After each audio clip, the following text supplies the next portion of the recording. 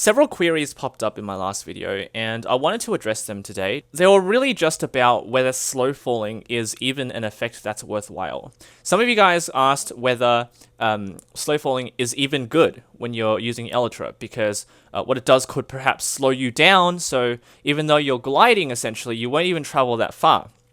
So I wanted to address that, and I have 3 contraptions set up. They're all identical, but they will address separate situations. The one on the right with the red wall is without anything, except slow falling. So you'll have slow falling, but you'll just fall. And I'm going to test how far the player will go.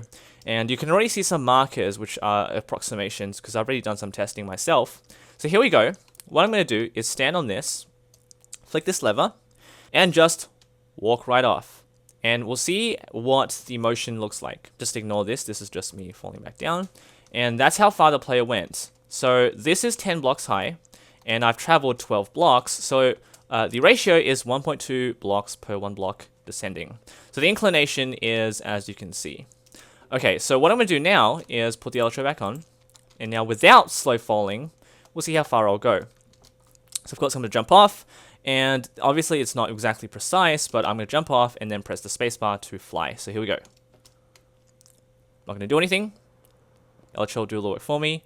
And you can see the approximation right there, 3.6 per 1 block. So there you have it. You can see the curve created by the wall, and that's obviously my motion, compared to the red wall. So the first one, red wall, had nothing except for slow falling. The second one is yellow wall, and I have slow falling and Elytra. And so the last one with the green one is slow falling plus Elytra. I'm going to jump back. 5. And there we have it. Turn this off. And let's jump right into the middle one. So this is with everything.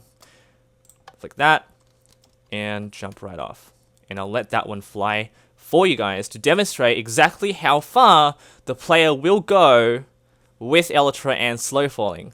Now, a couple of things to point out. One, I have set myself to the exact same position for each of the 3 situations, and I have an inclination of 0 degrees. So I'm not actually looking up or down, I'm looking straight forward, and I'm not pressing anything because the Elytra will glide for me. It won't do anything different. And there you go. I already have done it. As you can see, it is 9.7 per 1 block descent. So, what does this tell you? Elytra plus slow falling is almost 3 times better. Now, obviously, some questions were essentially along the lines of, what if you have a Trident with Riptide? Will that work? Can you actually fly with Elytra? And the answer is yes, it does work. And I will show you guys how fun it is once I get through this. So just compare the 3 graphs, sort of graphs. One is as smooth as you can be. One is literally a straight line, which is what the snow falling does. Oh my goodness, slow falling. Gosh. And red wall. I actually had that tongue twisting thing happen in my last video.